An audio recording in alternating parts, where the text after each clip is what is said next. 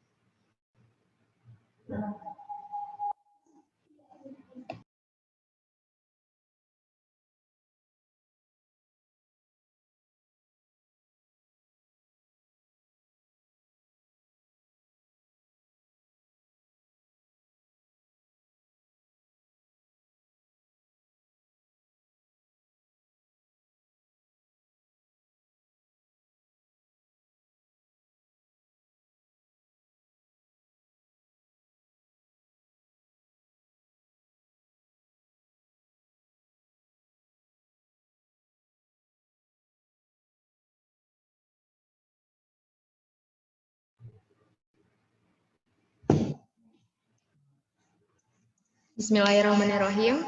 Kita mulai ya. Bismillahirrahmanirrahim. Assalamualaikum warahmatullahi wabarakatuh.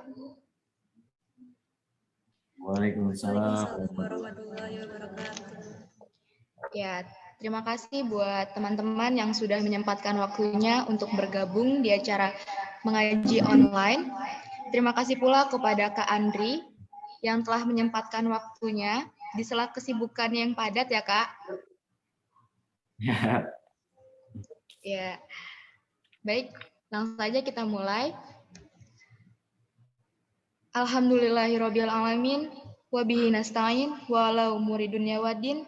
Assalatu wassalamu ala asrofil anbiya'i wal mursalin wa ala alihi wa sahbihi ajmain. Amma ba'd. Yang terhormat Ketua KKM 27 Desa Cibojong Renaldi Hartono. Yang terhormat Kak Adriansyah sebagai pemateri pada agenda kali ini. Dan tak lupa pula teman-teman yang berbahagia.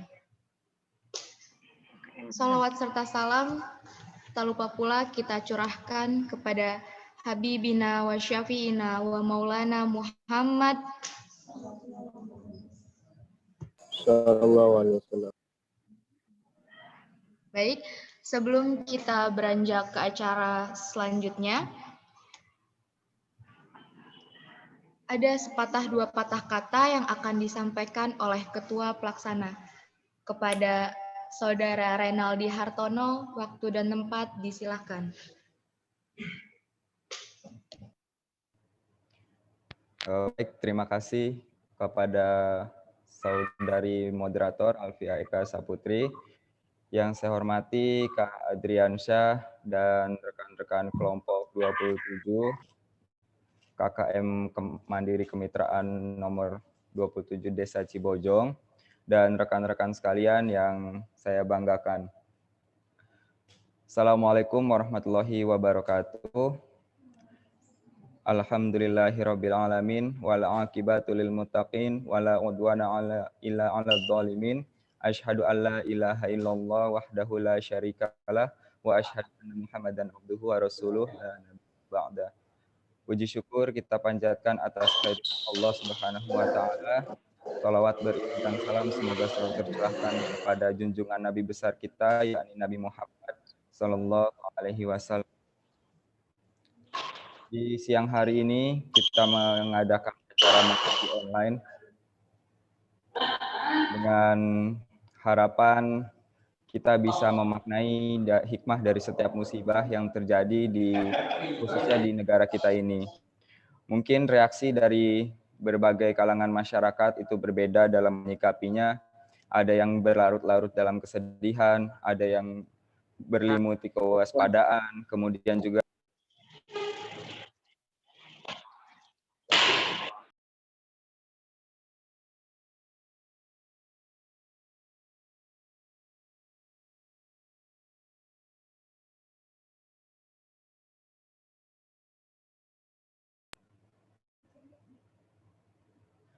di dalam setiap musibah yang terjadi.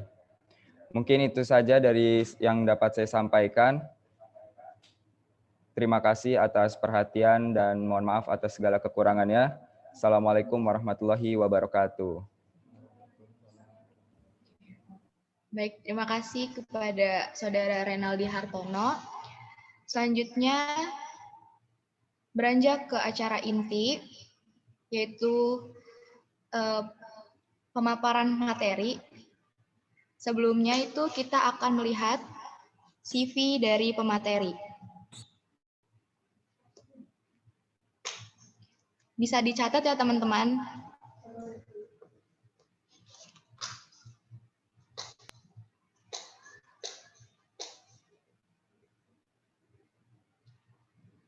Oke, sudah terlihat CV-nya? Sudah. Nama Adriansyah Satria Alfayat, tempat tanggal lahir Madiun 24 Februari 2000, alamat Perumahan Cikupa Permai, Blok A4, nomor 4, Desa Duku, Cikupa, Kabupaten Tangerang. Bisa dicatat teman-teman nomor HP-nya. Nomor HP-nya 0821 6951 4849. Alamat email adrianesia@gmail.com.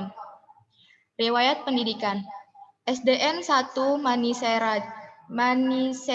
Manisrejo Madiun, SMP PGRI Jatiwungun Tangerang, SMKN 1 Kabupaten Tangerang, dan sedang menempuh S1 di jurusan Ilmu Perikanan, Fakultas Pertanian Untirta.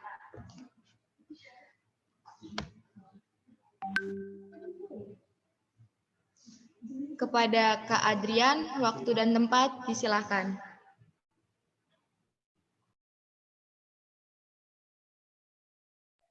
Ya, bismillahirrahmanirrahim.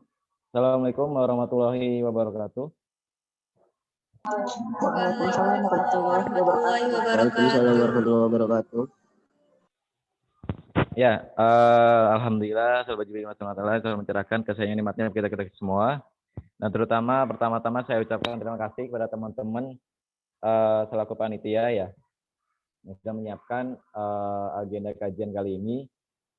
Sungguh apa ya, saya pribadi gitu ya merasa sangat mengapresiasi teman-teman semua yang sudah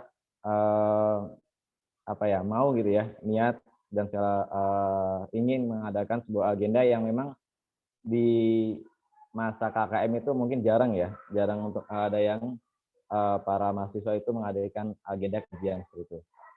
Lagi saya ucapkan banyak terima kasih kepada teman-teman khususnya panitia ya yang sudah saya menyiapkan segalanya. Ya, alhamdulillah salah puji bagi Allah Subhanahu wa taala yang telah mencerahkan kesayangannya nikmatnya kepada kita semua sehingga pada siang menjelang sore hari ini kita berkumpul walaupun melalui online di ruang Zoom meeting.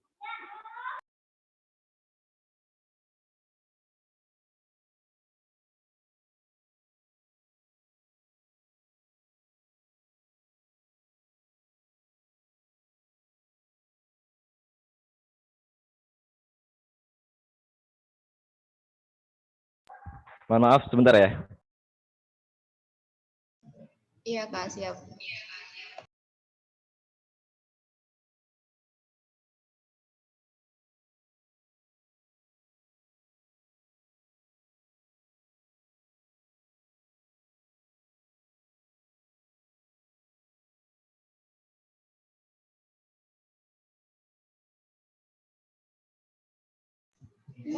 Sambil menunggu Ya, pemateri. Oh iya. ya bisa lanjut ya. Mohon maaf tadi ada sedikit kendala teknis. Ya, selagi saya ucapkan terima kasih teman-teman semua yang sudah menyiapkan segala persiapannya ya untuk kajian kali ini. Alhamdulillah selalu dibagi Allah SWT selalu mencerahkan kesayangnya nikmatnya kepada kita semua Sehingga pada siang hari ini menjelang sore hari ini kita bisa berkumpul untuk thalabul ilmi ya, saling belajar, belajar ilmu agama, dan saya pun masih tetap belajar ya, masih tetap belajar. Dari kita di sini bukan bermaksud untuk saya pribadi, mungkin mohon maaf kalau misalkan merasa nanti ada yang merasa digurui ataupun merasa dinasihati ya. Saya pun mohon maaf gitu ya. Saya di sini mungkin hanya sekedar sharing saja gitu ya. Sharing saja apa yang sekedar sebatas ilmu saya seperti itu ya. Alhamdulillah segala nikmat yang telah kita rasakan pada sampai detik hari ini, yang telah kita rasakan baik itu nikmat kesehatan, nikmat masa muda, nikmat kuliah, mungkin bahkan dari teman-teman kita yang waktu SMA ataupun SMK ya, itu tidak bisa merasakan nikmatnya bangku kuliah gitu ya. Kan dari segi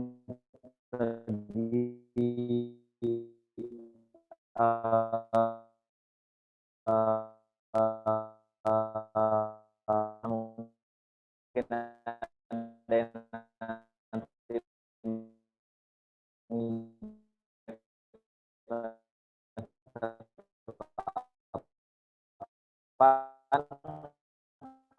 itu sudah sangat masa yang sangat sudah lama ya di kuliah,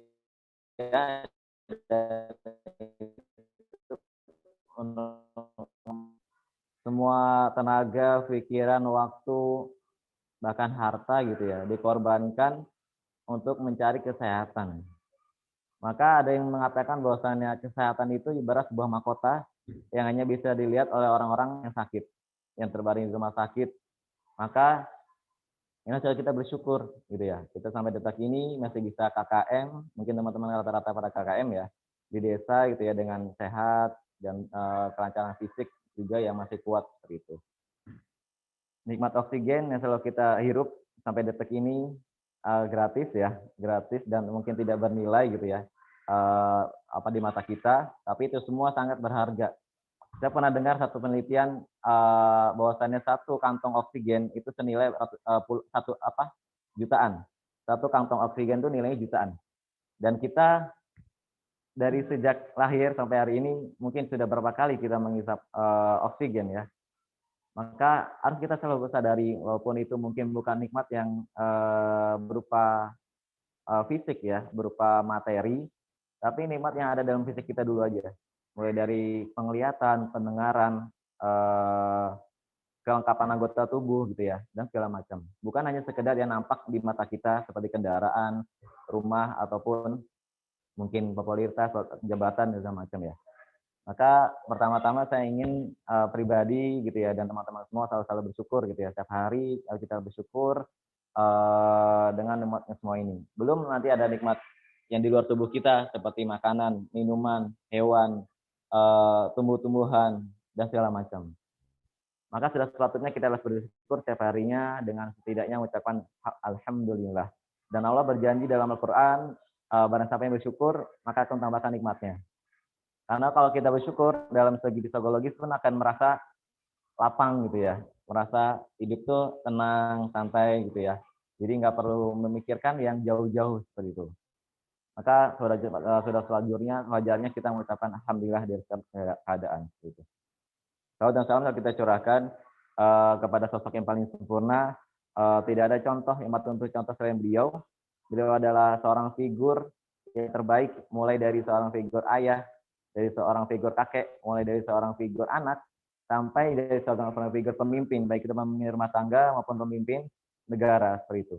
Beliau sudah menjalani 63 tahun kurang lebih umurnya dengan berbagai macam persoalan hidup, ya manis pahit hidup, beliau sudah merasakan. Dan yang paling penting adalah bagaimana beliau menyiapkan itu semua untuk bekalnya nanti di akhirat yang abadi. Karena semata-mata dunia ini hanyalah sementara gitu ya, sementara dan hanya tempat persinggahan saja bagi orang-orang yang beriman seperti itu. Beliau adalah Nabi Muhammad SAW beserta sahabatnya, tabiin kita selaku umatnya, semoga mendapatkan syafaatnya di yaumil akhir nanti. Amin. Ya, alhamdulillah. Saya sangat terima kasih lagi teman-teman karena sudah dipercaya mungkin sebatas ilmu saya saja, nanti mungkin yang bisa saya sampaikan, sharing ke teman-teman semua. Dan bila itu nanti benar, alhamdulillah teman-teman bisa terapkan, ataupun itu nanti ada yang kurang tepat, ada salah, mohon dimaafkan ya. Karena saya pun masih tahap belajar gitu ya. Mungkin bahkan di sini teman-teman ada yang mungkin lebih ahli ya, lebih ahli di bidang keilmuan agama seperti itu. Ya, insya Allah mungkin, bukan mungkin ya, pasti sore ini atau siang menjelang sore ini kita akan membahas, mungkin teman-teman sudah pada tahu ya, terkait dengan kondisi saat ini gitu ya, terkait dengan musibah. Kira-kira bagaimana sih kalau kita misalkan dihadapkan suatu musibah bagi seorang muslim, kita harus seperti apa? Respon kita seperti apa solusinya, dan seterusnya. Gitu. Pertama mungkin saya ingin mendefinisikan terkait dengan hikmah ya, hikmah. Hikmah bisa diartikan sebagai suatu kejadian atau suatu apa yang kita dapat itu berupa kebaikan, dan di mana kebaikan itu hanya didapatkan dengan suatu kejadian yang spektakuler atau luar biasa gitu ya, yang tidak bisa didapatkan oleh semua orang. Itu bisa dibilang hikmah, sebuah kebaikan di balik sebuah kejadian yang sangat jarang terjadi seperti itu. Itu namanya hikmah. Kemudian terkait dengan musibah, mungkin teman-teman kalau dikatakan didengarkan kata musibah, pasti konotasinya ya mungkin ya dari teman-teman ataupun dari saya pribadi, pasti ada sesuatu yang tidak diinginkan, sesuatu yang tidak diharapkan, sesuatu yang tidak direncanakan, bahkan jauh bisa tidak tertimpa gitu ya sama sekali dengan kita gitu. Itu adalah kurang lebih definisi musibah. Maka kalau kita gabungkan dari kalimat tema kita pada hari ini adalah bagaimana kita mengambil sebuah kebaikan di balik kejadian yang mungkin dipandang orang itu adalah sesuatu yang buruk, sesuatu yang tidak baik seperti itu, bahkan tidak sangat diharapkan untuk terjadi pada dirinya seperti itu. Itu mungkin dari segi pembahasan tema seperti itu. Sebelumnya kalau dari segi pengertian musibah lebih dalamnya sendiri, kalau secara global itu merupakan suatu musibah berupa bencana alam, ataupun bencana alam ini maksudnya tidak dapat dihentikan ya, kita tidak dapat usaha untuk menghentikannya, dan kita pun tidak punya andil di dalamnya. Itu namanya untuk bencana alam ya, bencana alam. Sedangkan kalau ada bencana yang kita atau musibah yang kita timpakan dengan diri sendiri, itu adalah memang atas kesalahan diri kita pribadi ya, seperti itu. Jadi bisa saya katakan musibah itu dibagi dua, ada yang memang terjadi atas tidak campur tangan kita, ada juga yang terjadi atas memang mutlak dari kita sendiri yang mengakibatkan musibah tersebut, seperti itu. Maka kalau bisa dibilang secara global, khususnya musibah itu sebuah kerugian. Ya, betul ya teman-teman ya. Ibarat kebanyakan tuh orang memandang musibah itu pasti rugi. Dari segi harta, dari segi kesehatan, dari segi tempat tinggal dan segala macam. Itu pasti merugikan. Sedangkan kalau dalam pandang Islam, itu bahkan bisa menguntungkan. Ya. Atau setidaknya dia seimbang. Tidak rugi pun tidak menguntungkan. Begitu. Saya beri contoh gini. Misalkan ada seseorang kehilangan HP ya. Kita ambil contoh yang memang banyak terjadi di sekitar kita ya. Misalkan ada seseorang teman kita kehilangan HP. Dan HP itu nggak ketemu gitu, udah dicari-cari gitu. Nah, bagaimana kita menangkap itu sebuah respon gitu ya. Menangkap itu sebuah respon yang baik atau tidak. Maka dari segi Islam, itu bagaimana kita harus selalu pertama ketika itu terjadi pada kita, adalah kita positive thinking. Kita berprasangka baik dulu terhadap Allah, baru nanti kita cari usaha, ikhtiar, mau itu nanti mencari HP dan segala macam. Bisa juga nanti bagaimana kita berusaha gitu ya, berusaha untuk menggantikan HP tersebut. Nah, tapi kalau dalam Islam yang pertama dilakukan adalah juga bagaimana kita harus selalu berpikir positif, gitu ya. Apapun terjadi di mata kita, baik itu maupun itu baik atau buruk, pastikan pertama kali yang kita respon adalah hal yang positif. Tidak ada kata mengeluh, tidak ada kata kok bisa gua sih yang kena gitu ya, kok bisa saya yang kena gitu kan, kenapa nggak orang lain gitu ya. Maka harus kita lakukan adalah pertama berpikir positif, apapun itu. Kemudian yang kedua, ini dari segi lebih besarnya lagi, lingkup besarnya lagi musibah ya. Mungkin beberapa hari yang lalu kita sudah mendengar ya ada musibah, baik itu bencana alam maupun musibah yang memang mutlak dari kesalahan pribadi gitu ya. Tapi semua itu sudah atas izin Allah gitu ya. Tidak semena-mena atau tidak bisa dibilang bukan kebetulan ya. Tapi semua itu memang sudah diatur bahkan sebelum bumi ini diciptakan gitu ya. Semuanya sudah tertulis di dalam kitabnya dan mau nggak mau gitu pasti itu akan kita lalui seperti itu. Beberapa hari yang lalu atau bahkan beberapa bulan yang lalu kita mendengar ada pesawat jatuh ataupun banjir ataupun gempa gitu ya. Ataupun mungkin sampai saat ini masih kita bisa rasakan adalah wabah corona. Yang bukan mungkin orang yang bisa saja merasakan, tapi seluruh penduduk dunia merasakan efek dari wabah tersebut. Kelebihannya adalah bagaimana Allah tidak pernah menzalimi hambanya, terutama orang-orang yang beriman, gitu ya. Terutama orang-orang yang beriman, orang-orang Muslim, itu Allah sebenarnya sayang gitu, sayang. Bukan ingin membebankan atau merugikan hambanya, sama sekali nggak pendapat seperti itu. Jadi bagi orang beriman itu mutlak hanyalah sebagai cobaan dan pengingat saja. Tapi misalkan ada orang-orang yang mungkin tidak beriman pada Allah SWT, lalu ditimpakan cobaan, maka mutlak itu adalah peringatan ya. Peringatan bagaimana dia tetap nanti mencari, akhirnya bagaimana nanti dia mengenal Allah SWT. Tapi bagi orang-orang yang sudah beriman kepada Allah, itu adalah sebuah cobaan. Bagaimana dengan cobaan tersebut Allah mengangkat derajatnya, Allah meningkatkan kualitas hidupnya, dan segala macam. Bisa kita analogikan seperti anak SD, yang mungkin kalau nggak dikasih cobaan, dia nggak atau ujian, mungkin dia nggak bakal bisa naik SMP. Begitupun SMP, jika tidak diberikan ujian, maka dia pun tidak akan bisa naik ke SMA, dan seterusnya. Maka ibarat orang beriman adalah seperti itu. Bagaimana ketika diceritakan musibah, baik itu dari segi kehilangan harta, kehilangan jiwa, kehilangan rumah, popularitas, jabatan, segala macam, semua itu adalah semata-mata untuk menguji. Dan bagaimana kita lolos selesai atau tidak. Gitu. Ibarat naik kelas atau tidak. Seperti itu. Maka pertama tadi kita balik, bagaimana kita menyikapi itu adalah sebuah hal yang positif. Di balik itu pasti ada sesuatu hikmah yang di mata kita kok baru ngehnya itu beberapa saat kemudian gitu. Beberapa saat kemudian atau beberapa waktu kemudian itu baru ternyata ini. Maksudnya ini. Itu.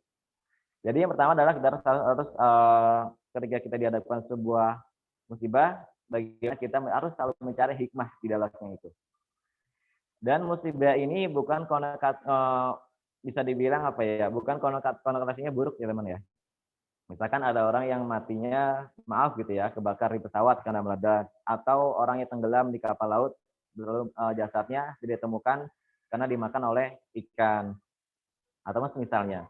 Maka kalau dari segi pandangan orang Islam, pandangan orang Muslim, orang-orang yang beriman itu hanyalah fisik saja gitu.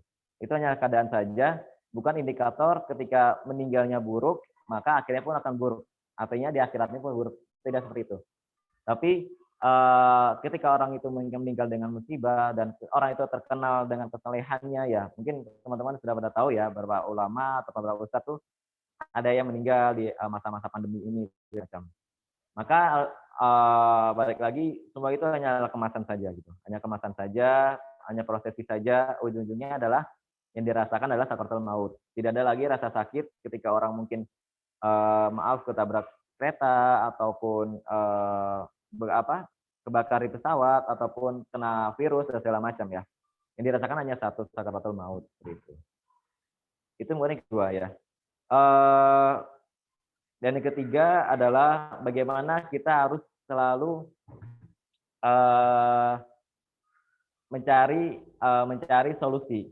Jadi bukan sekedar hanya kita mungkin nanti dalam Islam kita mencari bagaimana kita mencari sebuah hikmah, tapi juga kita mencari sebuah ikhtiar. Ikhtiar bagaimana kita terus memperbaiki diri. Kita mau ada atau introspeksi diri, kira-kira mungkin apakah ini sebuah peringatan ataukah hanya sebuah ujian gitu ya, atau sebuah ujian. Jika itu peringatan, maka kita cross check gitu ya, kita cross check dari segi pribadi ataupun dari segi apapun itu, orang ini eh, belakangan ini sebelum terjadi musibah seperti apa kondisinya, seperti ya segala macam. Itu baru nanti kita bisa indikatorkan ini sebuah musibah yang memang ditentukan untuk sebuah ajang naik level gitu ya, ajang naik level sebagai ujian, ataukah hanya sebentar pada peringatan. Dan peringatan ini pun sebagai tanda kasih sayang Allah SWT yang selalu memanggil hambanya gitu ya, memanggil hambanya yang tadinya mungkin uh, sudah jauh, sudah mulai jauh dari Allah gitu ya, dan ketika ditembakkan musibah, dia ingat kepada Allah gitu. Maka itu adalah hikmah di balik itu semua. Bagaimana Allah ingin hamba itu segera kembali gitu kepadanya.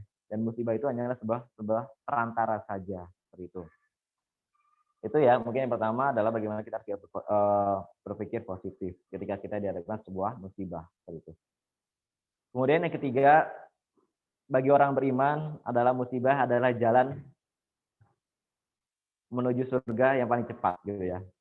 Bagaimana mereka orang-orang yang terkena musibah, baik itu bencana alam, apapun kena wabah, itu Allah berjanji bahwa mereka akan meninggal dalam keadaan syahid ya, syahid. Artinya seperti orang-orang yang berperang di jalan Allah, dan itu di situ dicatat amalnya gitu ya, catat amalnya, dan semua dosa-dosanya dihapuskan dan mati meninggal dan masuk surga seperti itu.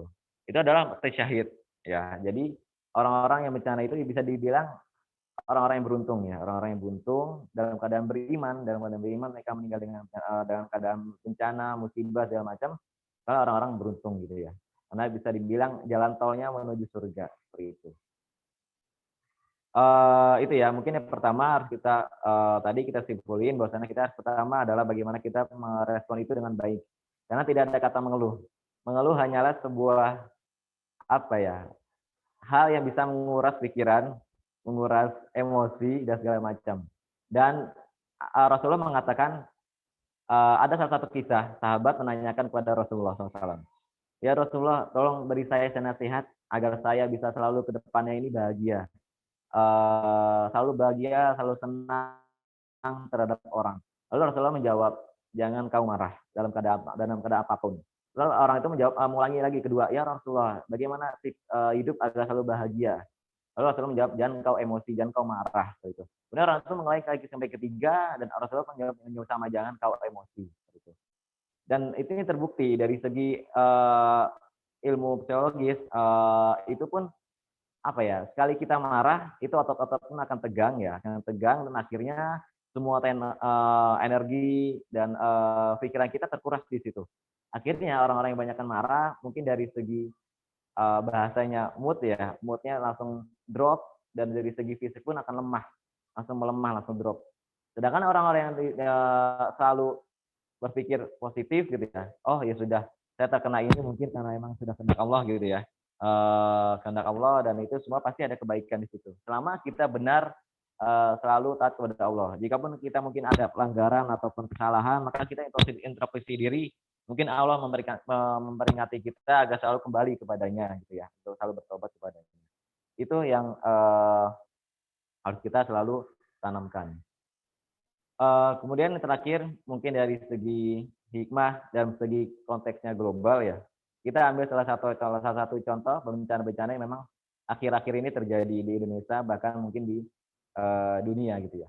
Kita ambil contohnya yang mungkin teman-teman sudah sangat familiar ya dengan wabah virus corona. Wabah virus corona merupakan wabah yang memang baru-baru ini gempar, dan tahun-tahun sebelumnya itu belum pernah ada ditemukan virus ini. Dan ini pun responnya sangat cepat gitu ya. Responnya sangat cepat, pergerakannya sangat cepat sehingga menimbulkan efek pun yang sangat besar gitu. Maka di balik semua tadi yang mungkin ada orang yang usahanya bangkrut ataupun orang-orang tersayangnya di keluarga yang meninggal dan segala macam, kita coba cari hikmahnya.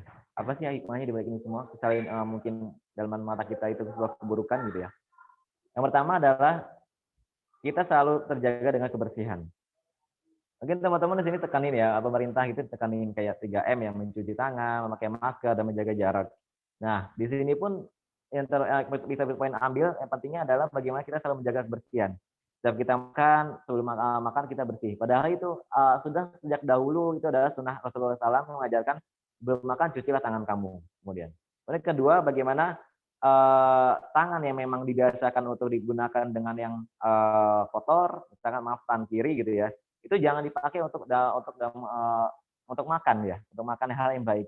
Itu sudah contohkan Rasulullah SAW yang bagaimana beliau menyuruh para sahabatnya jangan sampai makan dengan tangan kiri karena setan makan dengan tangan kiri. Maka kita makan dengan kanan. Dan ini pun kebukti dengan secara ilmiah bagaimana kebanyakan orang itu pakai tangan kiri itu untuk hal-hal yang maaf kurang higienis, kotor segala macam. Sedangkan untuk tangan kanan itu adalah digunakan untuk baik-baik seperti itu. Itu hikmah pertama, bagaimana kita harus selalu menjaga etika, menjaga adab, menjaga kebersihan dalam segi aktivitas ya, baik itu makan, minum, habis dari aktivitas gitu ya segala macam. Itu yang pertama, menjaga kebersihan. Kemudian yang kedua, bagaimana dengan virus corona ini manusia diberikan kesempatan untuk muhasabah sebesar-besarnya atau introspeksi diri sebesar-besarnya, di mana tadinya mungkin orang berangkat sebelum matahari terbit gitu ya, pulang pun setelah matahari terbenam. Jadi berangkat gelap, pulang gelap seperti itu. Setiap hari seperti itu. Dan dengan adanya virus corona ini, Allah ingin stop. Coba kamu istirahat, berhenti. Mungkin dalam kutip jamu terlalu terlampau mengejar dunia dan segala macam. Kata Allah, udah istirahat dulu. Sini, kata Allah mungkin kembali kepada saya gitu ya. Fokus ibadah di rumah dan keluarga bahkan gitu ya. Dan bahkan dalam segi silaturahim dengan keluarga, dengan keharmonisan keluarga itu lebih terjaga karena memang waktunya lebih banyak digunakan di rumah, di mana pekerjaan kebanyakan itu dilakukan secara daring, online seperti itu. Nah, titik kedua, bagaimana Allah ingin menjadarkan masyarakat orang-orang umumnya, bahkan orang-orang beriman, bagaimana orang-orang yang mungkin kita anggap kuat gitu ya, orang-orang yang kita anggap kuat baik itu dari segi ekonomi, dari segi jabatan, popularitas dan segala macam, kekuasaan, itu ujung-ujungnya meninggal juga dengan hal yang memang nggak kasat mata gitu ya, kecil sangat sekali, dan itu manusia pun tidak mampu gitu ya melihat dengan kasat matanya sendiri. Maka itu hikmahnya, bagaimana Allah mengingatkan bahwasanya sekuat apapun kamu, mau sekaya apapun kamu, mau sehebat apapun kamu, mau setinggi apapun jabatan kamu, dengan hal yang sepele gitu ya, hal yang mungkin kita itu nggak kelihatan gitu ya, dan itu tidak diperkirakan, itu bisa sangat mematikan. Itu bagaimana Allah menunjukkan kasih sayangnya, bagaimana peringatan gitu ya, agar kita selalu kembali kepada Allah Subhanahu Wa Taala. Itu mungkin kedua. Kemudian terakhir dari segi virus corona ini mungkin bagaimana kalau kita membuat inovasi terbaru gitu ya. Mungkin dengan adanya virus corona ini gitu ya, kita bisa kenal dengan Google Meet, kenal dengan Zoom, kenal dengan sistem belajar online dan segala macam. Dan dari segi duniawi pun ya itu sangat bermanfaat gitu ya, sangat bermanfaat gitu segala macam. Pasti ada aja di balik musibah yang memang mungkin di mata kita itu buruk, pasti ada aja hikmah di balik itu semua. Seperti itu. Kemudian poin selanjutnya adalah bagaimana kita mencari kok ini tiba-tiba kenapa bisa terjadi seperti itu. Musibah ini kok kenapa bisa terjadi dan segala macam. Bisa saya simpulin, musibah itu bisa terjadi karena dua hal. Bisa salah satunya, bisa keduanya. Yang pertama adalah bagaimana dari segi faktor duniawi. Contoh misalkan bencana alam. Kita ambil aja sebenarnya salah satu contohnya adalah banjir. Banjir itu kalau kita ambil tarik dari segi duniawinya, antara hubungan manusia sama lingkungan ataupun sebaliknya, dan antara makhluk dengan makhluk, ini harus kita introspeksi. Contohnya misalnya gini, banjir itu bisa diakibatkan dengan mungkin pola lingkungan hidup yang tidak baik, misalkan buang sampah sembarangan, ataupun penebangan pohon secara berlebihan sehingga hutan pun menggundul, dan akhirnya tanah pun tidak dapat menyerap air dengan baik, dan akhirnya timbul bencana banjir. Itu ya mungkin bisa kita introspeksi dari segi duniawi. Kemudian ada juga misalnya seperti adanya kebakaran atau segala macam, pasti kita introspeksi sendiri. Ini apa kira-kira kalau dari segi teknisnya apa yang salah dan segala macam. Karena Allah mengatakan dalam Al-Qur'an bahwasanya dikisahkan Allah dalam mengajak berbicara kepada malaikatnya dan bertanya, padahal Allah itu Maha tahu gitu ya, Maha tahu dan jawabannya seperti apa. Tapi Allah ingin memberikan sebuah pengetahuan, sebuah kisah kepada hamba-hambanya, dalam ayat tersebut. Diceritakan bahwasanya Allah menciptakan berbicara bahwasanya Allah akan menciptakan sebuah manusia, sebuah makhluk yang diciptakan untuk menjadi seorang khalifah, pemimpin di bumi. Di mana di dalam ayat tersebut langsung para malaikat mungkin bahasanya komen ya, maksudnya komen, ya Allah, kenapa kau ciptakan manusia yang bisa berpotensi merusak bumi, membuat kerusakan, pembunuhan dan segala macam. Kemudian sedangkan kami ini malaikat itu dijaga dalam ketaatan gitu ya. 24 jam full ataupun mungkin seharian full itu tidak ada namanya nafsu. Malaikat tidak ceritakan tentang nafsu, tidak ada namanya mungkin maaf dosa dan segala macam kesalahan-kesalahan. Malaikat adalah patuh beribadah kepada Allah SWT. Lalu malaikat mungkin kalau dari segi dirinya agak sedikit komen gitu ya, protes. Kenapa kok nggak kita aja yang dijadikan sebagai khalifah, sebagai pemimpin di bumi gitu ya. Lalu Allah mengatakan, sungguhnya saya lebih mengetahui daripada apa yang kamu ketahui, seperti itu.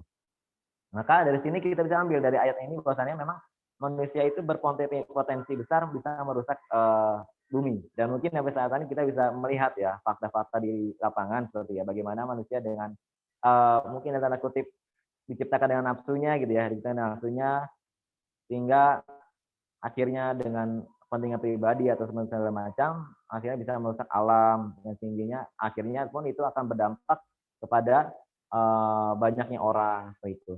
Itu yang pertama dari segi hal duniawi. Harus kita pertama introspeksi apa aja yang salah. Misalkan tadi buang sampah sembarangan dan segala macam. Dan nanti kita cari solusi. Misalkan kita buat selokannya diperlebar ataupun segala macam. Itu yang pertama dari segi poin hal duniawi. Ataupun kemudian yang kedua, dan ini mungkin faktor yang memang cukup krusial ya, dari segi ukhrawi atau dari segi bagaimana hubungan seorang makhluk dengan penciptanya. Karena ini hal yang paling penting teman-teman semua. Allah mengatakan dalam Al-Quran, surah Al-Qur'an ayat 30, bagaimana Allah menjanjikan kepada setiap penduduk, setiap rakyat, setiap pemimpin yang berada di suatu negeri dan mereka itu taat gitu, bertakwa kepada Allah SWT, beribadah kepada Allah SWT, selalu menjalankan perintahnya dan tidak melanggar larangannya, ataupun ketika melanggar larangannya, mereka selalu segera bertaubat kembali kepadanya. Allah menjadikan apa? Kami akan turunkan keberkahan di langit dan di bumi, sehingga negara tersebut menjadi negara yang makmur, sentosa dan selalu dalam lindungan Allah SWT. Itu janji Allah SWT kepada orang-orang memang bertakwa kepada Allah, khususnya dalam satu negeri atau wilayah. Kita bisa ambil contoh dalam segi wilayah ataupun negeri. Kita ambil contoh kota Mekah. Kota Mekah teman-teman tentu sudah tahu ya. Di masa zaman jahiliyah itu orang sangat-sangat dalam kutip maaf ya, kurang berpendidikan gitu ya, kurang bermoralitas, kurang beradab segala macam. Akhirnya Allah turunkan Al-Qur'an dan As-Sunnah melalui Rasulullah SAW. Dalam sekitar kurang lebih usia Rasulullah SAW dan wafat 63 tahun saja. Dan waktu 63 tahun maksimal Mekah menjadi peradaban Islam sedunia. Menjadi peradaban Islam sedunia. Karena apa? Pertama, Rasulullah tidak memutus para sahabatnya untuk belajar di kota yang memang sudah modern. Dulu itu terkenal kota Romawi dengan kota Persia. Dan kota Mekah dan Madinah itu berada di tengah-tengahnya.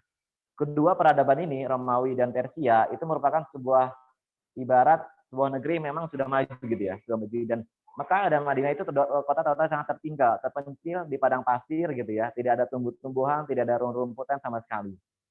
Lalu Allah tidak turunkan bagaimana mengirim kepada Rasulullah, pas sahabatnya suruh mungkin belajar di kota Roma, belajar di kota Persia untuk belajar mungkin pembangunan, ekonomi, hukum, dan segala macam.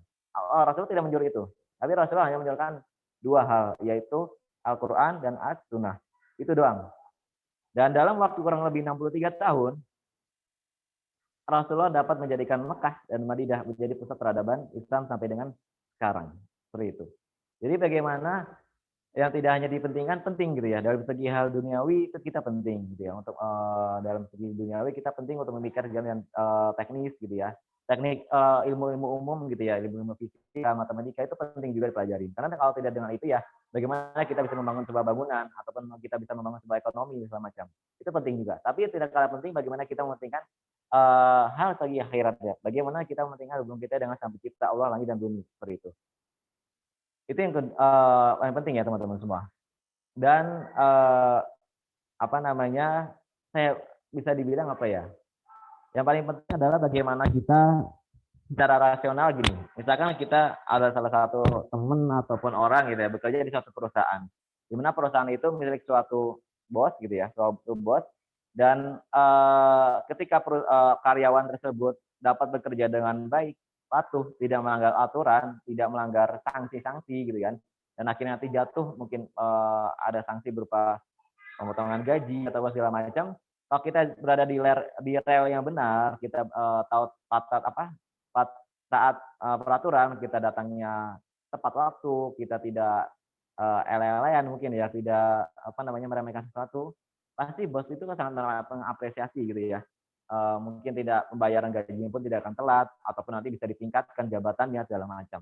Itu rasional secara duniawi. Itu pun berlaku dengan Allah SWT. Bagaimana Allah SWT mempunyai alam semesta ini, bumi dan langit adalah punya Allah SWT. Dan kita ibarat sebuah karyawan di dalamnya, dan Allah menugaskan hanya satu, liya'budu, hanya untuk beribadah. Bagaimana kita semua aktivitas kita, baik dari sebelum tidur sampai pun tidur lagi, itu menjadikan sebuah ibadah.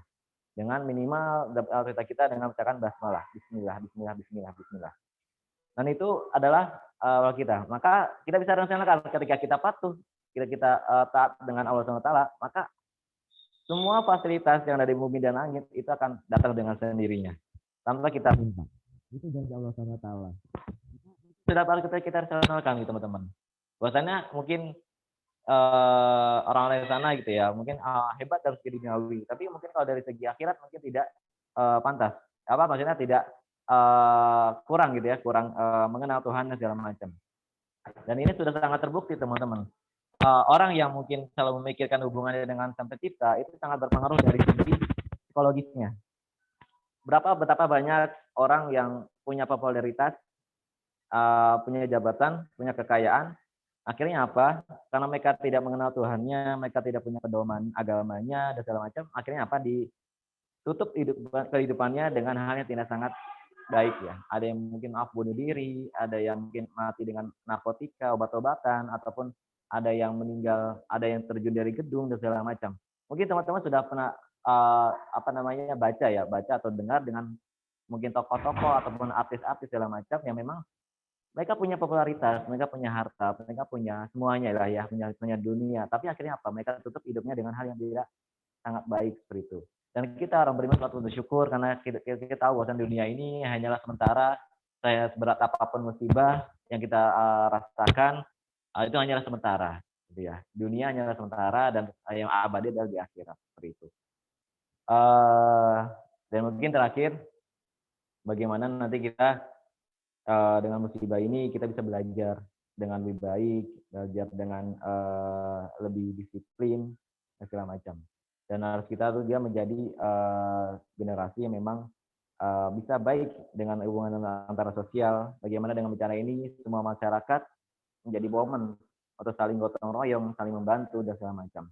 Dan dari segi duniawi akhirat pun kita sangat lebih sadar bahwasanya dunia ini hanya sementara. Hebat apapun kita, sekuat apapun kita, ujung-ujungnya hanya dengan hal yang kecil gitu ya. Hanya tidak ternampak, kita pun lemah. Manusia itu lemah seperti itu.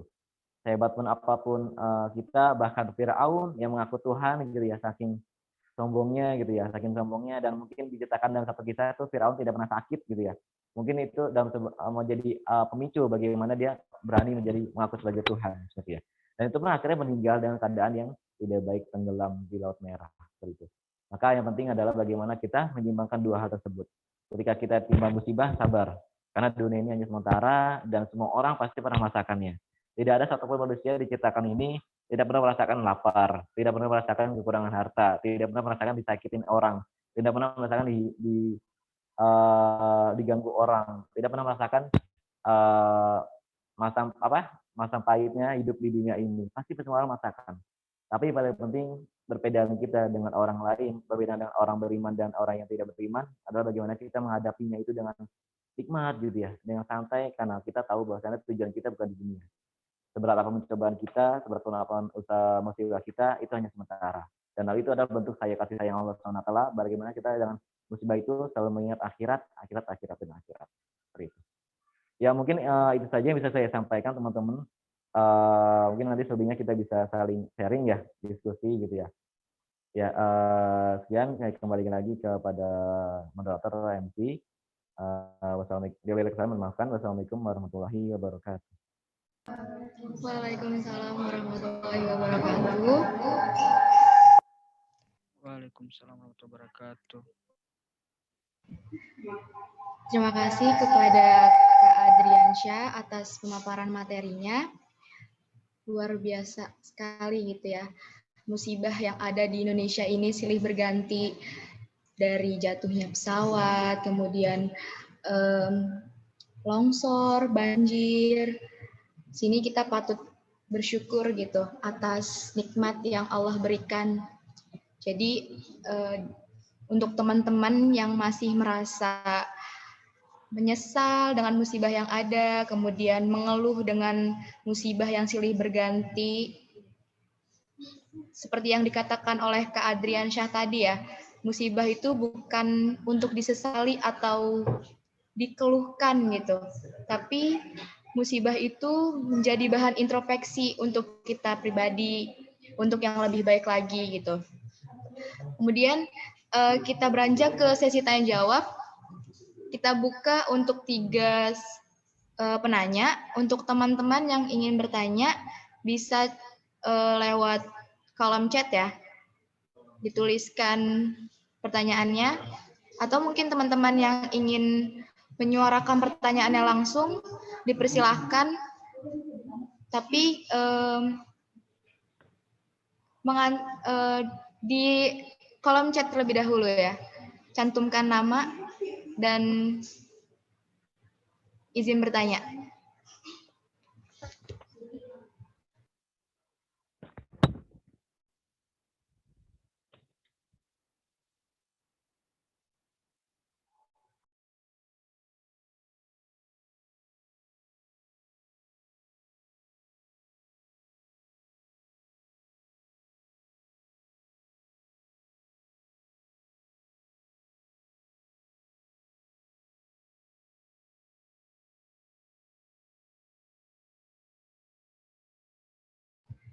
Baik, sambil menunggu teman-teman yang lain untuk bertanya dan menyiapkan pertanyaannya, di sini udah ada Kristi Handayani ya. Kepada Kristi Handayani dipersilahkan. Ya baik, terima kasih Kak Alfia. Saya izin bertanya, ini lebih ke hukum. Bagaimana ketika ini pengalaman orangnya teman-teman, ketika misal ada yang kehilangan motor, kemudian dia ini gimana ya, namanya motor pasti harganya besar kan, dibilang ikhlas ya gimana ya, agak susah gitu ya, butuh waktu beberapa lama, tapi ketika udah ikhlas masih penasaran kemana ya motor saya gitu, kemana hilangnya, akhirnya sampai karena rasa penasaran itu dia ini sampai pergi ke orang pintar untuk tahu siapa yang ngambil, dan bisa nggak sih dibalikin gitu. Nah akhirnya orang pintar lah, terus didoain segala macam, orang yang ngambil ini nantinya bakal misalnya sakit perut atau nantinya bakal ngaku sendiri, datang sendiri gitu. Nah itu tuh hukumnya seperti apa, dan itu gimana ya, beneran terjadi motornya itu kembali gitu. Terima kasih. Baik, terima kasih pada Kristi Handayani. Langsung dijawab aja ya Kak Andriansyah untuk pertanyaannya. Ini pertanyaannya bukan hanya beberapa orang ya Kak. Ya, boleh. Banyakan warga Indonesia gitu. Ya Kak, silakan.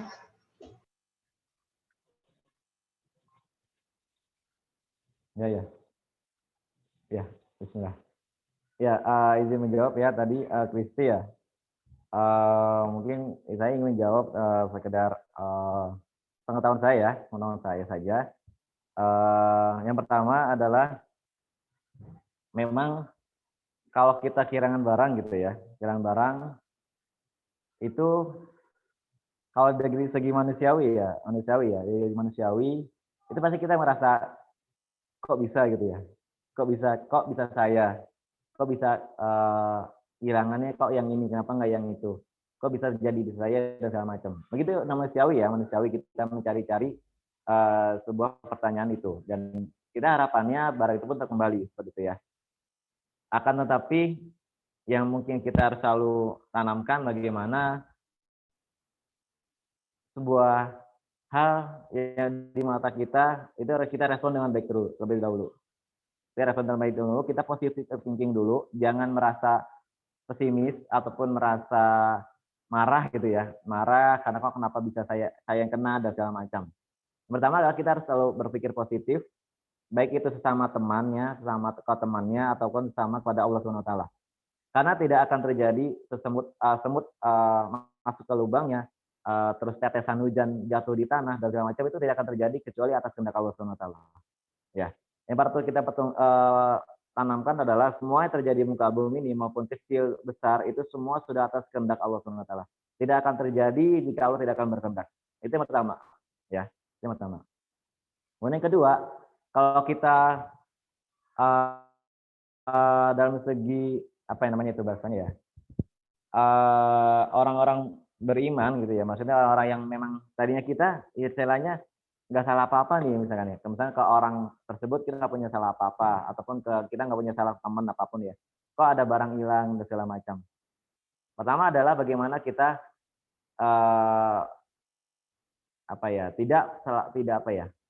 jangan kemana-mana gitu, pikirannya jangan kemana-mana, jangan sampai kita curiga ke orang dan segala macam. Yang penting kita berusaha dulu untuk mencari data-data segala macam. Tapi yang perlu diperhatikan adalah bagaimana kita melanggar ketentuan Allah SWT. Itu paling penting. Karena tadi teman-teman semua saya balikin ya, dengan tengah musibah itu hanyalah bisa sebuah peringatan atau bisa sebuah cobaan, seperti itu ya. Kalau peringatan itu mutlak karena memang kesalahan kita sendiri, gitu ya, kesalahan kita sendiri, dan itu untuk Allah pengen kita akan memperbaiki itu ke depannya. Itu yang pertama. Kalau itu sebuah cobaan adalah bagaimana kita untuk bisa ke depan ini tidak kita misalkan kehilangan HP ya dan segala macam, dengan yang ada cobaan ini kita nanti bisa lebih aware dengan HP, lebih menghargai dengan nikmat tersebut dan segala macam. Itu yang kedua ya. Ya harus kita karena hakikatnya semua itu hanyalah dua perantara gitu ya. Dan bahkan bisa dibilang ya, ini sebagian ulama bilang ya, kalau kita kehilangan barang dan itu tidak kembali, itu bisa dibilang itu memang bukan barang yang murni hak kita gitu. Artinya itu bisa dibilang ada sesuatu yang memang mengganjal di dalam barang tersebut, sehingga Allah menginginkan barang tersebut hilang, sehingga dengan hilang itu barang tersebut Allah pengen memberikan sesuatu yang lebih besar, ataupun Allah pengen menjadikan kondisi orang tersebut lebih baik. Contoh gini, ada orang kehilangan bisa dibilang motor yang memang digunakan misalkan untuk balap-balapan atau segala macam gitu ya. Ini yang contoh kasus saja. Nah, ketika motor itu misalkan hilang, aku pengen gitu, orang ini biar tidak berhenti untuk balap-balapan, sehingga nanti akan beresiko untuk membahayakan dirinya sendiri gitu ya, bahkan bisa mengakibatkan kerugian dari keluarganya sendiri dan segala macam. Maka itu yang pertama yang harus kita selalu tanamkan. Dan menjadi permasalahan adalah mungkin tadi patokannya adalah dia konsultasi kepada orang pintar ya, dan akhirnya ketemu gitu ya. Nah, yang pertama adalah bagaimana kita ada satu kisah gini, mungkin saya nggak bisa menganalogikan ya, tapi ada satu kisah gini. Ada orang punya anak cowok, ini bapaknya dan anaknya. Kalau satu kisah bapaknya lagi makan, terus tiba-tiba ada orang datang buru-buru naik kuda turun langsung nyamperin bapaknya lagi makan. Terus pemuda ini bilang, "Pak, anak bapak mati diterkam oleh harimau." Ya kan? kita bicara dengan harta yang memang besar dulu ya, misalnya sebuah anak, sebuah keluarga segala macam. Terus kemudian si bapak ini itu nggak merespon sama sekali, cuma kayak oh iya, itu lanjut makan, ngunyah segala macam. Terus bikin anak muda ini bilang gini, oh mungkin nggak kedengeran, omongan saya nggak kedengeran. Terus diulangin lagi, Pak, anak bapak barusan diterkam harimau dan sudah meninggal. Bapak itu bilang, oh iya terima kasih jawabannya, infonya segala macam. Nah, bapak itu lanjut lagi makan, lanjut makan. Lalu bapak ketiga lagi si muda ini agak kesel gitu ya. Terus dia agak lantang bilang, Pak, anak bapak dimakan harimau barusan dan harus segera dimakamkan segala macam gitu ya. Lalu Bapak ini menjelaskan makan lagi dan akhirnya si pemuda tadi bilang, Pak, kenapa kok Bapak responnya seperti itu gitu. Merasa itu sebuah hal yang kecil, sebuah hal yang remeh-temeh dan tidak terlalu mengganggu jiwanya gitu ya. Mungkin kalau dari segi manusiawi ya, mungkin orang panik langsung segala macam ya. Tapi Bapak ini tidak. Lalu Bapak itu bilang, saya mau secepat apapun ke sana, ujung-ujungnya anak saya tidak akan bisa kembali. Saya mau berhenti makan sekarang pun, ujungnya anak saya tidak akan bisa kembali. Dan nikmat pun yang saya rasakan sekarang, makanan ini adalah sebuah nikmat yang harus saya selesaikan terlebih dahulu, baru habis itu saya menyelesaikan urusan dengan anak saya, dimandikan dan segala macam. Terus dan segala macam. Maka yang patut kita respon adalah kita pertama harus dalam keadaan rel benar gitu ya. Mungkin kalau dari segi hukum itu sangat bisa dibilang tidak boleh ya, sangat tidak boleh gitu pada orang-orang pintar. Karena memang bisa dibilang orang pintar ini menggunakan jasa yang memang tidak sesuai dengan syariat gitu, tidak dengan Islam. Bagaimana mereka bekerja sama dengan mungkin jin gitu ya, bekerja dengan jin dengan dan sejenisnya. Dan ini pun hukumnya dilarang gitu. Bahkan Rasulullah SAW pernah berkata bahwasanya orang pun yang dengan baru percaya aja dengan misalkan ramalan ataupun ilmu-ilmu orang pintar gitu ya, itu pun sudah 40 hari sholatnya itu belakang tidak diterima ya. Jadi orang yang baru percaya aja ya dengan misalnya ramalan dan segala macam, itu 40 hari sholatnya pun ke belakang itu tidak diterima oleh Allah Subhanahu wa taala. Itu dari segi hukum ya, dari segi hukum. Apalagi orang yang benar-benar ketika sudah datang, sudah bekerja sama gitu ya, hingga mendapatkan hasil, dan itu sangat berat gitu hukumnya sangat berat.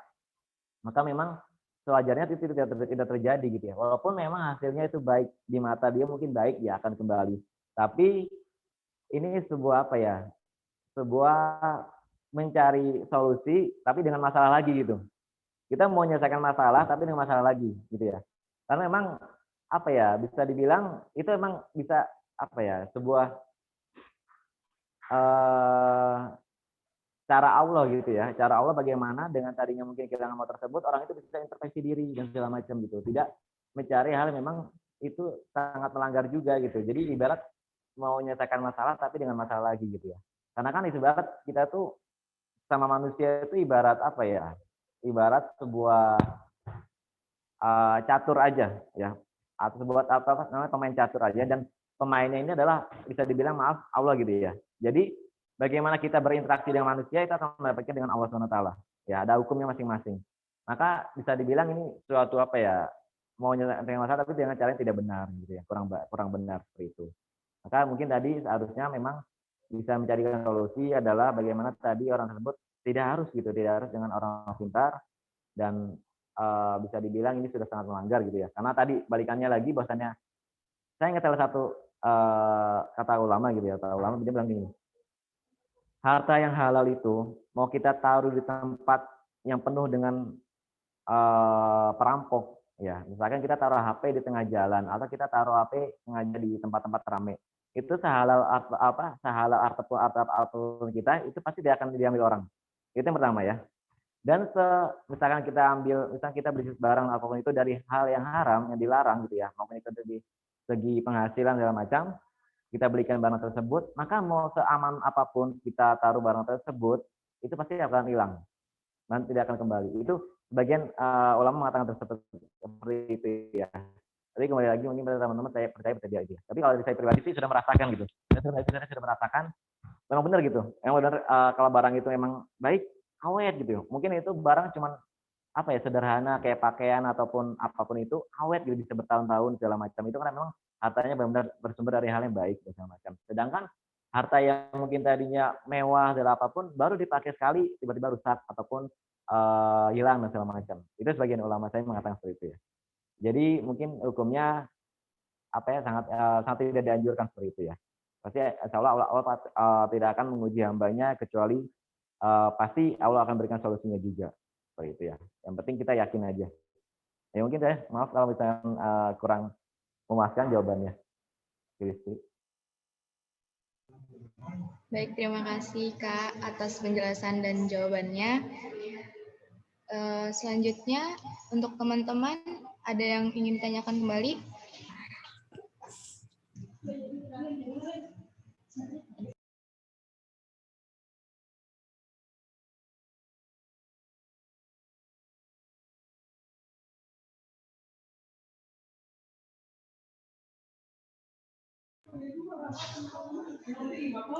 Untuk teman-teman yang ingin bertanya bisa melalui chat ya. Kita di sini sharing aja sama Kak Adrianya juga. Tidak terlalu formal.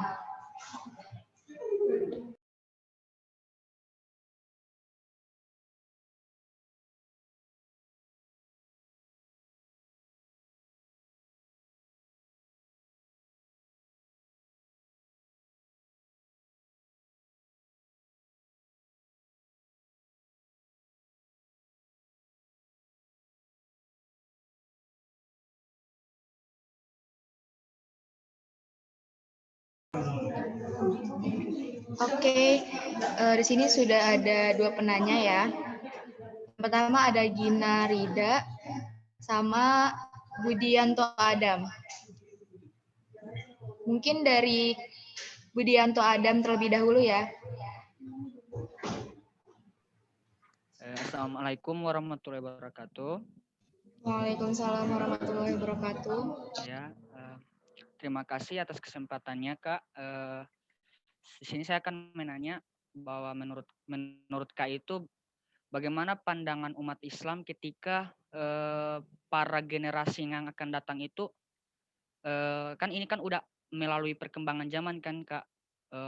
Kita kan memasuki zamannya, kalau udah dibilang itu Kak, zamannya di dalamnya itu beserba teknologi Kak. Jadi belum apa-apa kita para peran pemuda-pemuda itu kita bermainnya di teknologi gitu Kak. Kemudian saya takutkan itu Kak, jangan sampai nantinya generasi yang turun ke bawahnya kita itu atau generasi yang akan selanjutnya akan datang itu kita malahan terposok ke zaman yang memiliki teknologi yang canggih itu, sehingga kita mohon maaf Kak, melalaikan seperti perintah-perintah Allah Subhanahu wa taala tersebut. Jadi menurut Kakak pandangan umat Islam itu nanti ke depannya zaman per zamannya itu bagaimana Kak? Terima kasih. Baik, terima kasih atas pertanyaannya. Benar ya, semakin zaman perkembangan akan semakin meningkat dan tidak bisa dipungkiri kita tidak bisa lepas dari namanya teknologi. Ya mungkin dari Kak Adriansa, silakan. Ya, bismillah. Memang betul ya, dan makin zaman teknologi maka semakin banyak tantangan pula yang kita hadapi. Sebelumnya saya ingin menjelaskan perkataan Rasulullah SAW. Rasulullah pernah mengatakan bahwasannya akan terjadi suatu zaman di mana zaman itu orang-orang soleh, orang-orang pintar itu dicabut, dimeninggalkan, sehingga tersisa orang-orang yang tidak ahli di bidangnya, sehingga dia mengajarkan kepada orang-orang di bawahnya. Maka dengan ini kita bisa analogikan bahwa setiap generasi itu semakin lama semakin menurun kualitasnya. Seperti itu. Akan tetapi kita bisa ambil dua sisi gitu ya. Ibarat sebuah perusahaan, semakin modalnya besar, keuntungannya semakin besar.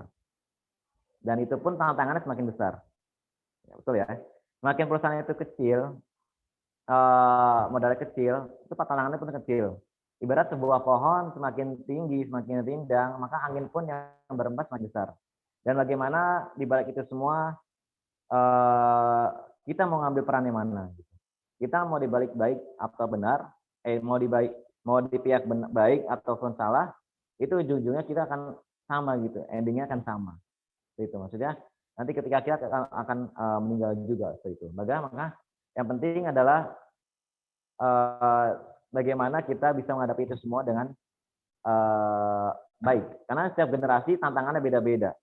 Mungkin waktu zaman orang-orang dulu gitu ya, belum ada teknologi, belum ada apapun itu, tantangan utama adalah mungkin dari segi ekonomi ataupun segala macam ya. Tapi dengan teknologi ini mungkin ada orang yang bisa usaha, lebih memasarkan usahanya segala macam. Maka setiap generasi itu punya tantangan dan masalah masing-masing. Bagaimana kita menyikapi itu saja. Dan Rasulullah berjanji, Allah menjanjikan kepada melalui Rasulullah SAW mengatakan bahwasannya orang-orang yang nanti ketika sudahku, kata Rasulullah, akan di masa-masa banyak fitnah, banyak rintangan-rintangan, banyak-banyak cobaan, dan dia tetap istiqomah, tetap konsisten di situ, maka dia sama saja mendapatkan pahala berhijrah denganku ke Madinah. Seperti itu ya. Jadi ibarat kalau kita standby gitu ya. Mungkin zaman sekarang kita dunia itu ibarat udah ada di HP gitu ya. Dunia itu udah ada di HP, apapun yang kita pengen mungkin bisa ada di HP. Ya. Jadi bagaimana kita bisa mengontrol itu? Contoh gini, misalkan dengan HP ini kita bisa merangkul ilmu sebanyak-banyaknya dengan satu HP. Bahkan saya pernah nemuin satu aplikasi itu menyimpan berapa buku gitu ya, buku dalamnya dalam bentuk soft file. Dan itu pun di zaman dulu nggak ada gitu ya. Bahkan orang tuh dulu pengen beli buku itu harus jauh ke perpustakaan daerah ataupun ngumpulin uang dulu buat beli buku gitu ya. Dan sekarang tinggal download aja, tinggal disebar dan segala macam. Itu kemudian ada dosisi gitu ya, ada dosisi. Bagaimana memang kita memilih tadi. Emang saya pikir zaman sekarang tantangannya besar, dan pun kalau kita bisa mengambil keuntungan pun besar. Begitu. Jadi resikonya besar, keuntungan pun besar. Jadi bagaimana kita bisa menghandle dua hal tersebut. Dan yang paling penting adalah, ini menurut saya pribadi gitu ya, menurut saya pribadi, yang bisa mengontrol itu semua hanyalah agama. Hanyalah agama, satu-satunya agama. Maka saya sangat senang gitu ya ketika mungkin anak-anak gitu ya, anak-anak SD, anak-anak SMP, dan SMA itu mereka malamnya ngaji dan segala macam. Karena pendidikan itu semua lini kehidupan itu ada di agama. Mulai dari makan, mulai dari minum, mulai dari berbicara, mulai dari adab, mulai dari berperilaku, itu semuanya terangkum di dalam agama. Maka kalau misalnya agama ditinggalkan, banyak orang dalam kutip mengejar hal-hal duniawi gitu ya, dan itu pasti bakalan semakin turun. Maka patokannya adalah agama.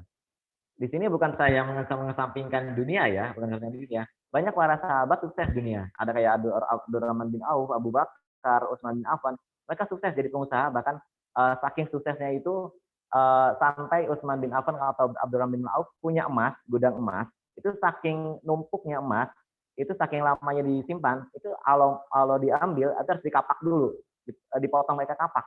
Saking itu emasnya bertumpuk gitu ya di dalam gudang. Maka Islam bukan mengajarkan untuk meninggalkan dunia, tapi menjadikan dunia hanyalah sebagai fasilitas saja menuju akhirat. Kita boleh sukses gitu ya, kita boleh sukses dunia, kita pinter teknologi segala macam, tapi manfaatkan itu hanya sebagai perantara kita untuk mendapatkan akhirat. Misalnya kita dengan sekarang ya, dengan adanya teknologi, kita bisa dua sisi. Google Meet ini bisa digunakan dengan hal yang baik gitu ya, seperti kajian. Adapun nanti yang kedua bisa dengan hal yang buruk gitu ya, segala macam. Maka satu lagi patokannya adalah agama gitu ya, agama. Satu lagi adalah agama. Maka indikatornya adalah agama. Semakin agama ditinggalkan, maka semakin buruk zaman itu pula. Itu ya dari saya pribadi seperti itu. Ya mungkin bila kurang memuaskan mohon dimaafkan. Baik, terima kasih Kak Adrian. Langsung saja Kak ya, dengan pertanyaan yang ketiga kepada Gina Rida, persilahkan. Terima kasih moderator. Langsung aja ya. Jadi berdasarkan pengalaman ya ada teman saya yang katanya dia tuh sengaja menunda untuk punya anak. Mungkin itu bisa dibilang kasarnya dia menunda rezeki karena anak kan termasuk ke dalam rezekinya yang diberi Allah ya. Nah pas dia udah siap punya anak, ternyata dia tuh udah nyoba terus dan nggak berhasil gitu sampai dia tua dan dinyatakan emang nggak memungkinkan untuk punya anak karena medisnya seperti itu. Jadi itu tuh termasuk ke dalam, apakah itu termasuk ke dalam musibah atau hukuman karena ya itu sebelumnya dia sudah menunda rezeki atau emang dari awal itu bukan rezekinya mereka. Jadi walaupun mereka dari awal nikah langsung berencana untuk punya anak, tapi itu tetap bukan rezekinya dia gitu. Jadi itu termasuknya ke dalam kategori apa ya? Terima kasih. Baik, terima kasih. Bisa dijelaskan Kak, bagaimana apakah itu musibah atau itu hukuman? Silakan Kak. Ya, bismillah. Mungkin saya tadi ingin menimbulkan pada pertanyaan itu bagaimana ketika orang yang memang tadinya bisa punya anak tapi dibatasin, itu kategorinya apa? Dan ada yang pengen punya anak tapi tidak dikasih-kasih. Kurang lebih seperti itu, apa gimana? Jadi dia baru menikah nih, terus memutuskan untuk menunda-nunda untuk punya anak ya. Biasanya kan ada aja yang alasannya pengen menikmati masa muda berdua dulu gitu, nikah nggak langsung punya anak, kan biasa kayak gitu. Ya gitu. Jadi apakah pas dia udah siap, ternyata dia udah nyoba dan udah nyobanya tuh lama, ternyata masih belum dikasih anak itu padahal dia udah siap, dan sampai akhirnya umur dia udah nggak memungkinkan untuk punya anak gitu, udah tua misalnya, jadi dia udah secara medisnya udah nggak bisa, udah baiknya tuh udah pasti nggak melahirkan atau segala macamnya gitu. Jadi itu apa maksudnya musibah atau hukuman karena menunda rezeki, ataukah itu emang udah takdiran dia dari awal walaupun dia dari awal memutuskan untuk punya anak gitu, nggak menunda-nunda. Ya, baik, jelas. Oke, yang pertama mungkin kalau dari saya pribadi ya mandangnya itu adalah sebuah memang apa ya, bisa dibuat dalam kutip kekeliruan ya, atau memang mungkin sebelumnya belum memahami gitu ya, belum memahami sehingga mungkin dia akhirnya memutuskan untuk ditunda dulu segala macam. Kalau dari segi hukum atau dari segi pandangan Islam, memang sebenarnya itu ibarat anak itu sebuah karunia ya, sebuah karunia. Karunia itu artinya adalah sebuah pemberian yang memang tidak bisa apa ya, tidak ada tangan libat manusia gitu di dalamnya.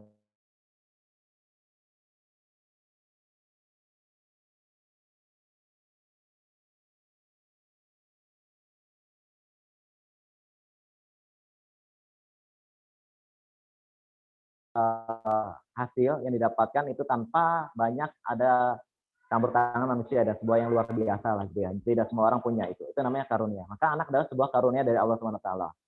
Maka di sini mungkin bisa dibilang ya, saya pun mungkin tidak bisa menjelaskan secara rinci ya, karena memang banyak faktor ya sebenarnya kalau masalah seperti itu, mungkin dari segi medis apapun segala macam. Tapi kalau dari segi Islam memandangnya, bisa dibilang itu sebuah memang kesalahan ya, kesalahan. Saya pernah dengar satu kisah itu. Satu ustadz, dia punya guru. Nah, gurunya ini punya sahabat. Sahabatnya ini gini, ketika mulai punya anak, dia berjanji gitu. Dia berdoa pada Allah, ya Allah, kalau saya anak laki-laki. Sehingga ketika istrinya hamil, sampai kalau nggak salah 3 kali atau 2 kali, itu pasti keguguran terus. Dan waktu dicek itu ternyata anaknya cewek semua yang keguguran. Sehingga si sahabat ini curhat ke ustaz ulama gitu ya. Saya begini, saya sudah emang dari awal sudah pengennya punya anak cowok aja gitu. Akhirnya Allah gugurkan terus anaknya 3 kali gitu, yang cewek. Nah setelah itu dia bertobat, dia minta ampun, dia bilang, ya Allah berikan saya yang terbaik. Dia tidak menentukan jenis kelaminnya, tapi diberikan dia yang terbaik. Akhirnya ketika istrinya hamil lagi, keluar anak cewek. Tapi pun nanti ada anak cowok, tapi setelah beberapa saat gitu ya. Dan itu yang memang awal itu sangat penting gitu, doa. Makanya jangan melakukan sebuah perkataan ataupun perilaku yang menunjukkan itu sebuah mengatur Allah gitu, dalam tanda kutip ya, mengatur Allah. Karena memang Allah itu tahu kita gitu. Allah tahu kita, maka bisa dibilang itu sebuah kesalahan gitu ya. Bisa dibilang itu sebuah kesalahan dan memang bisa juga bilang sebuah, jadi takdir itu bisa dibilang gini, ada takdir yang bisa dicetak dengan usaha kita dan itu sudah sesuai dengan yang dituliskan. Adapun ada takdir yang memang dengan sesuai keinginan kita pribadi, tapi itu belum ditulis bisa dirubah gitu, bisa dirubah. Misalnya gini, ada yang orang yang terlahir dengan miskin, terus dia berusaha gitu, berusaha belajar, akhirnya menjadi orang kaya. Nah, itu adalah ikhtiar yang memang sudah tertuliskan. Ada juga orang tadi udah kerja sudah mungkin usaha nilainya segitu-gitu aja gitu, tapi itu ada usaha tapi memang belum tidak walaupun dari ibu tadi mungkin sudah menyesal ataupun apa sehingga akhirnya tidak punya anak, itu bisa bilang juga sebuah takdir. Tapi si tradisi mungkin itu sebuah, bisa dibilang bisa berupa kesalahan juga, bisa berupa memang sudah takdirnya seperti itu gitu ya. Dan itu memang tujuan utamanya adalah bagaimana dia selalu nanti akan kembali dekat kepada Allah SWT gitu. Jadi bisa dibilang itu sebuah kesalahan, bisa dibilang musibah ataupun bisa dibilang suatu takdir juga gitu ya. Saya mungkin tidak bisa memastikan kedua hal tersebut gitu ya. Tapi antara itu ya musibah atau memang takdir gitu ya. Karena memang dia sudah berusaha kan ya tadi sudah berusaha dan segala macam, mungkin sudah introspeksi diri segala macam, tapi akhirnya mungkin tidak bisa gitu ya macam-macam. Tapi ada takdir yang sudah bisa gitu. Ada satu kisah Nabi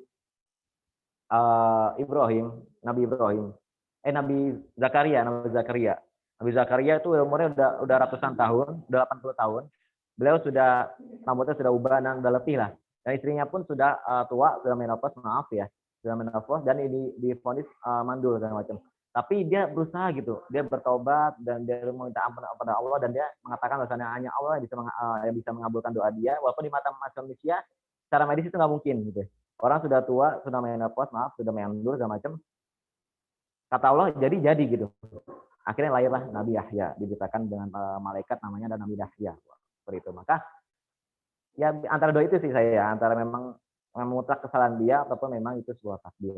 Saya tidak bisa memastikan. Mungkin itu ya, maaf bila kurang memastikan jawabannya. Baik, terima kasih kepada Kak Adrian atas penjelasannya. Karena mengingat waktu juga ya, udah memasuki waktu asar, untuk sesi tanya jawab dicukupkan.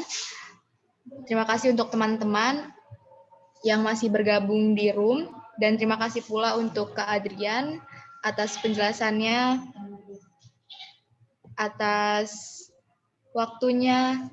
Semoga apa yang dijelaskan atau dipaparkan oleh Kak Adrian mendapat manfaat bagi kita semua, dan juga kita harus selalu positive thinking ya, dengan apapun dan bagaimanapun kondisi yang sedang kita alami. Mungkin selanjutnya yaitu penyerahan sertifikat.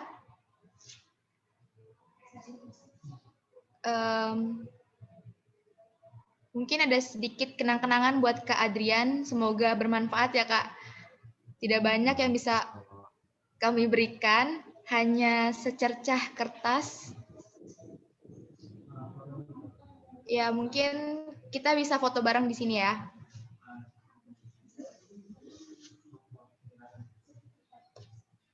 Gimana?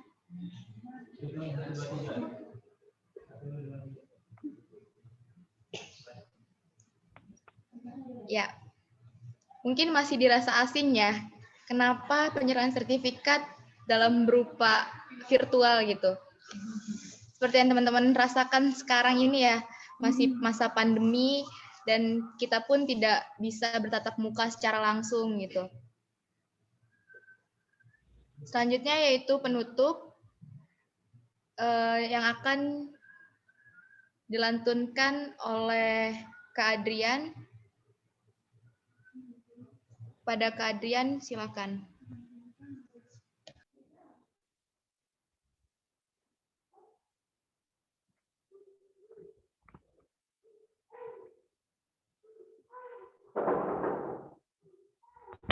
Ya. Mari teman-teman kita tutup mungkin dengan doa dan sekali lagi mari kita tundukkan pandangan kita, kepala kita dan kita fokus berdoa kepada Allah SWT. Semoga Dia mengabulkan doa kita. Amin.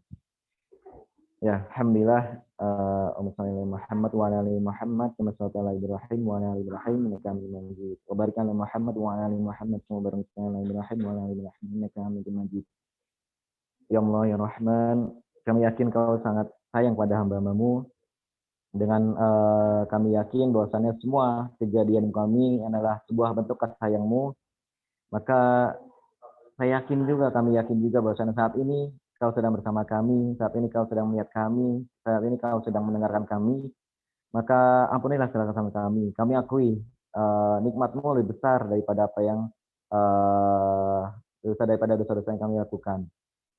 Sungguh bila kesalahan, mohon maafkan karena kami memang manusia itu lemah, manusia hanya bisa mengeluh, manusia hanya bisa banyak mengeluh, banyak meminta dan segala macam.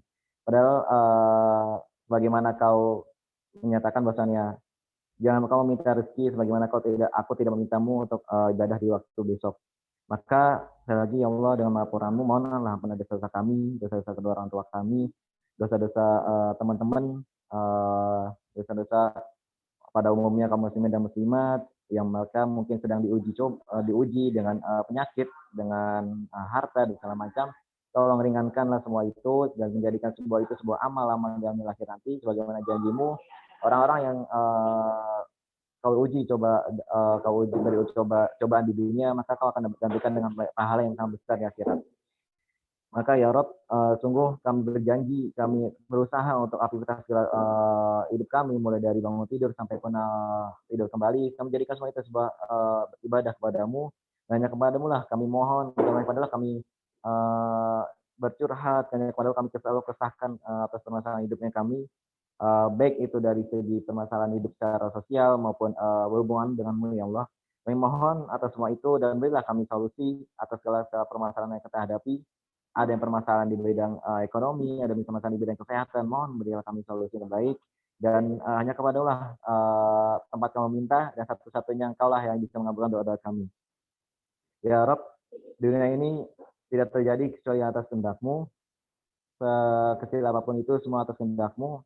Maka dengan seizin-Mu ya Allah kami mohon dengan kemurahan-Mu niatkanlah, tuliskanlah niat kami, berkahi, lancarkan, mudahkan dan jadikan segala sesuatu itu menjadi sesuatu yang baik untuk kami.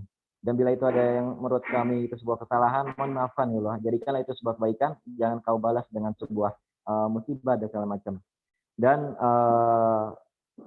lancarkanlah semua urusan kami, terutama yang kami sedang menjalankan tugas dari kewajiban kita menuntut ilmu di Universitas Tanah dan menjalani kuliah kerja mandiri ini, kuliah mahasiswa ini adalah dengan niat tulus untuk menunaikan kewajiban sebagai amanah menjadi seorang mahasiswa dengan beban tanggung jawab dari orang tua dan segala macam. Maka mohonkanlah kelancaran untuk kami, terkhusus para teman-teman KKM 27 Desa Cibojong dan seluruh mahasiswa. Semoga semua ilmu yang diberikan atau disampaikan kepada masyarakat ataupun yang diambil oleh diri pribadi itu bisa bermanfaat kepada orang banyak dan bisa bermanfaat bagi khususnya Indonesia bahkan seluruh dunia. Ya Rob, selagi mohon maaf bila kami ada banyak kesalahan, kekurangan sehingga Kau uji kami dengan segala penyakit, dengan segala musibah, selama itu saya mohon maaf untuk sebesarnya dan kami kembali kepadamu ya Allah, bertobat kepadamu ya Allah dan kami ikhtiar untuk menjadi insan yang baik, orang yang baik dan selalu patuh kepadamu. Dan sehingga puncaknya Kau akan memanggil kami dengan panggilan yang indah, wahai orang-orang yang beriman, kembalilah kepada Tuhanmu, sungguh bekalmu sudah cukup, kembalilah kepada Tuhanmu, dan jadilah hamba-hambaku yang soleh, maka akan disediakan surga untukmu. Kalau telah berjadi seperti itu, maka itulah yang menjadi pegangan kami selama menjalani hidup di dunia ini. Rabbana atina fid dunya hasanah wa fil akhirati hasanah wa qina adzabannar. Wassalamualaikum warahmatullahi wabarakatuh. Amin amin ya rabbal alamin. Sebelum kita keluar dari Zoom, kita ada sesi foto bersama. Untuk teman-teman yang masih belum aktif kameranya, bisa diaktifkan terlebih dahulu. Kita foto sebentar ya.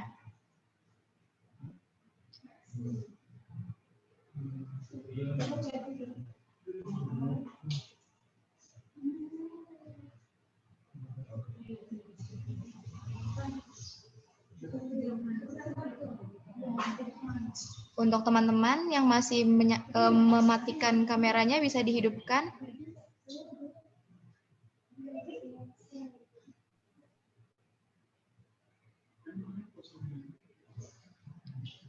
Baik, kita mulai ya foto bersamanya.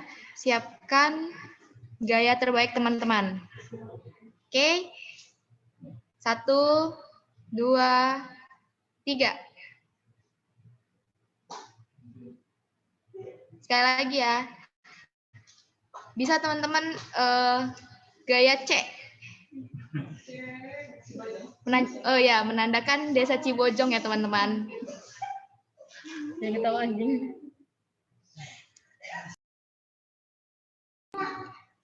Ayo, 1, 2, 3. Oke, terima kasih teman-teman atas waktu, tenaga, dan pikirannya. Terima kasih Kak Andri atas partisipannya. Terima kasih untuk semuanya. Saya selaku moderator masih memiliki banyak kekurangan. Mohon maaf apabila banyak kehilafan. Kurang lebihnya mohon maaf. Wassalamualaikum warahmatullahi wabarakatuh. Waalaikumsalam warahmatullahi wabarakatuh. Terima kasih pada teman-teman semua. Saya izin live ya. Terima kasih. Ya, untuk teman-teman yang belum mengisi absen, silakan mengisi absen terlebih dahulu. Terima kasih Kak Andri.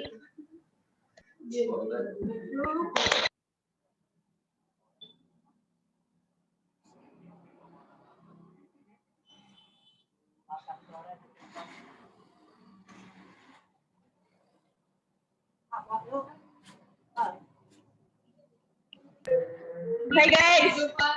Masih ada orang.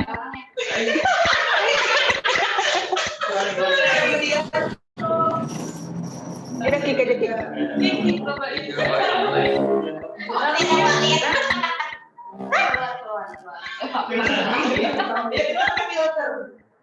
Hey guys. Makasih Bahin. Sama-sama. Semangat terus. Ini yang sponsor kemarin bukan? Ya, Sponsor aja. Semangat kerjanya, Bain. Iya.